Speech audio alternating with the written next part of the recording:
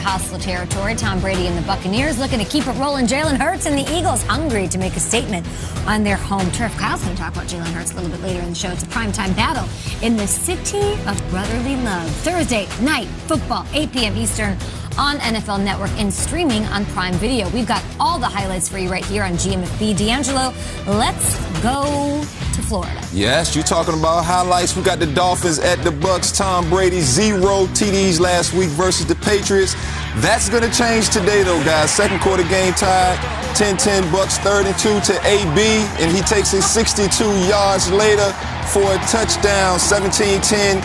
Longest touchdown for both Brady and Brown since 2018. Then we fast forward to the fourth quarter. Tom Brady finds Mike Evans, beats Byron Jones on that play, 34 yards and another touchdown. What is that, 5 for him? That is 5. Yes, Tom finishes this game with 30 of 41 for 411 yards, 5 touchdowns. First of his career with 400 yards passing and 5 TDs. Let's get right to this game because this was the thriller of all throws. 4th and 4 late. Justin Herbert off his back foot. Oh, my God. What's the call? What's the call? What's the call? Flag it. We got an interference. Baker's like, what? This game was wild. 35-28. Herbert now on 4th and 8. Completes it to Keenan Allen. Keeps it going. Chargers were 3 for 3 on 4th down. It's been the story of their season. 1st and goal, Austin Eckler. Get in there. Give me some air guitar. Give me something. Amazing performance by Eckler yesterday. Can't speak on that at length in a bit. Here we go. Kareem Hunt, a tie game. Gets to the quarter touchdown. All right, Kevin Harlan screaming in your ear because it's that exciting. Okay, it's 42-35. Oh. Run. He's got the suite at SoFi. He's enjoying Rams and Chargers games this year. Here's Eckler on a screen. Going. Good blocking. Good blocking. Look at that offensive line. Spin. Okay. What a game. Bring out the extra point, right? They miss the extra point. Yep. They have to make a stop. They get it. Of course they did. Of course, Vince Kent. There's Jared Cook. Jared Cook's still in the league making big plays. There were 12 missed extra points yesterday. It's crazy. For real, in the league. Stay with us. Okay. Austin Eckler doesn't want to go in. They want to take a knee. The Browns push. You're going in. Buddy, you're going in. Isn't that great? We're getting the ball back. Smart. They do get the ball back. 4th and 10. All right, Browns fans are a little up in arms this morning. So I know you're not supposed to call this on pass interference, but literally Chargers players are dragging Browns players down. You got to hit him with a tire iron on a Hail Mary. I think you do. They won't call it. 43 drags down a receiver, but that will not spoil what was, I mean, there's a lot of great games. This is the game of the day. Yeah, that was. I think this is the clubhouse leader for game of the year. It might be. Yeah. It was big. Defense. Shut up. Our very own Taylor Bashotti got a chance to speak with one of the stars of the game. 8 catches, 165, and 2 tugs. Mike Williams stepped right up to the podium. Was this a statement game for you guys in the AFC? Yeah, I think so. Our goal every week is to be 1-0, so every week is a statement game for us. Where is this team going, and what can it do after you've had a win over the Chiefs, Raiders, and now today? Sky's the limit. I mean, every week we come out, we perform, we show what we're capable of doing. We just got to continue to do that. That game is over. Look at SoFi Stadium behind them. Love it. The teams in LA are showing out so far this NFL season. Kyle, I'm going to give some credit to Baker here. I was tough on him last week saying step up. He did. Of course, they didn't win the game, but he went up against and was great against a really Chargers defense that's been playing really well. But this was all about Justin Herbert. He was down, 3 times in the fourth quarter and came back and got a win. What'd you think? It was unbelievable. I did what I thought was a really smart thing on Saturday, and I made a good investment in my personal life. What? I bought Fury versus Wilder, the fight, and it was so awesome. There was knockdowns, and it was great, and it was like, every time I pay for one, it's crap. This was worth the money. And then Sunday, I'm like, no, this is better because it's free, and this is even better than what I watched last night. Can we just pull up some of the delicious, highly caloric statistics from this game? This is what you want from your NFL Sunday afternoon. All right, 89 points, 1,000 yards of offense, 52 first downs, and 12 touchdowns. Here is your nugget of the day into how bat bleep insane this game was. Here you go. All right.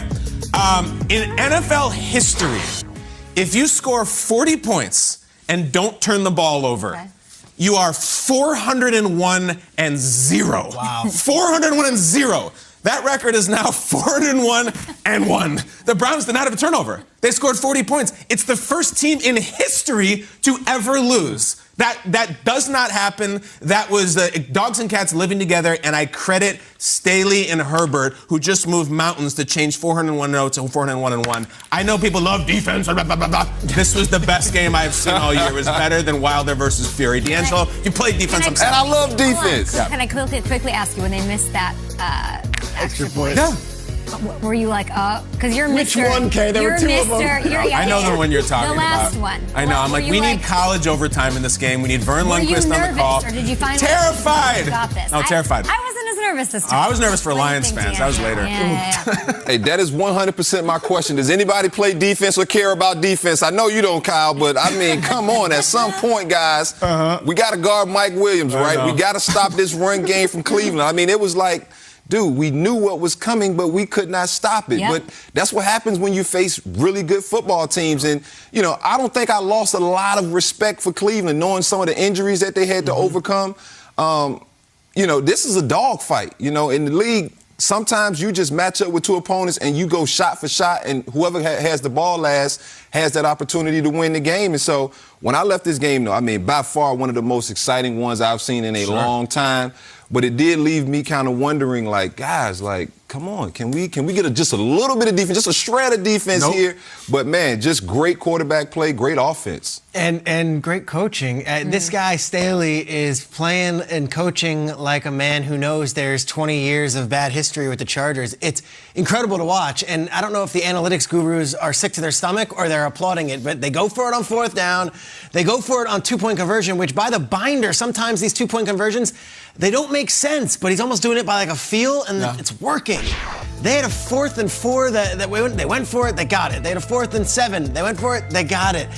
And then all these two-point conversions, the run failed, but like the fact they went for it in the 4th quarter, they had 2 missed extra points. They're not letting that kill their spirit. They're not letting that set them astray, which is what they usually had done. Those things are happening, but they're overcoming it with really, really aggressive play calling. You think that he's doing that a little bit on purpose? Like, I think so. A little bit to make this team more confident? And I've spoken to people in the Chargers organization who's like, stop with that. You know, that is not true. This is ridiculous. Stop saying that. I like it. Some are saying that are like in charge. They're like, don't pull that stuff. Don't bring up Nick Kading. Don't bring up Marlon McCree. It doesn't matter to these guys. I think you have to go out of your way to be aggressive. We're showing missed extra points. That didn't kill him yesterday. No. And that's a rarity in Chargers history. Usually you miss the kick and it's like, here we go. Nope. Herbert got the ball back and he delivered the knockout punch. He did. He really did. Somehow, Derwin James had 17 tackles and a sack. I don't remember any of them. Packers-Bengals. Thought that game was weird? Check this out. We're going to jump into this action with 26 seconds left in regulation. That's where we're starting the highlight. Because it's 22-22, and Evan McPherson, who's been drilling him at the buzzer all season, he's a rookie. 22-22, 57. All right, so he pushed off the doink. That's fine. But you left 21 seconds for Rodgers. Rodgers has this player who wears number 17. His name is Devontae Adams. He finished with 206 yards receiving. How many did you finish with? 206. So we got it. Get down. You bring in the old graybeard Mason Crosby, and it's another Rodgers win. Sorry, Cincinnati. Crosby. Wait. He missed it. It was crazy. Free football. Let's go to overtime. All right, so Mason misses one. That's fine. He'll get the next one if he gets an opportunity. But then Joe Burrow throws an overtime interception. Totally blows the game. So you bring out Mason Crosby. He adjusts it, and oh no, that one wasn't even close, Mason. Now we've seen Crosby have a day before, a few years back. You remember? So now Cincinnati gets a shot. 22-22. Jamar Chase, who's like, is Devontae Adams even better than me? I don't know. I'm really good. So now we have another shot. Bring out the kid again. This is the wildest. McPherson. Now watch this ball. It's going to travel and watch the flag on the other. Boosh! Now watch the cutaway of McPherson. He goes, yeah, we beat the Packers. Wait, what? It wasn't in? No, dude, you didn't make the kick. Look at that switch. Moving on him. Right, you don't get points for hitting the flag. I'd be open to entertaining it, and so would Dan Cortez, but we don't have him on the phone right now. 22-22 in overtime. We may have a tie, but Rodgers on 3rd and 16 goes to Cobb. Oh my God. His bro. That's why why he brought him in. So Crosby, oh my God, he's missed 3 straight kicks. Are you gonna do another one? Nah, nailed it. And watch the body language after it's ready. He's like, I don't know. My bad. Aaron Jones was asked, what did you say to Crosby before the kick? He said, I told you I love you. Which I think what the two of them are saying. Look how cool Joe Burrow is. I mean, he wasn't great in overtime or anything, but damn, he is a You competitor. surprised they let Crosby go out there? Yeah, they had a 4th and short. And I'm like, go for it.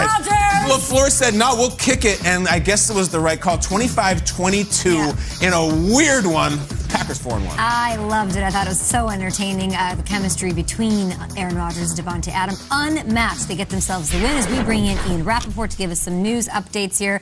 We did have some injuries in this one. Joe Burrow, after the game, a little concerning stuff. What's going on?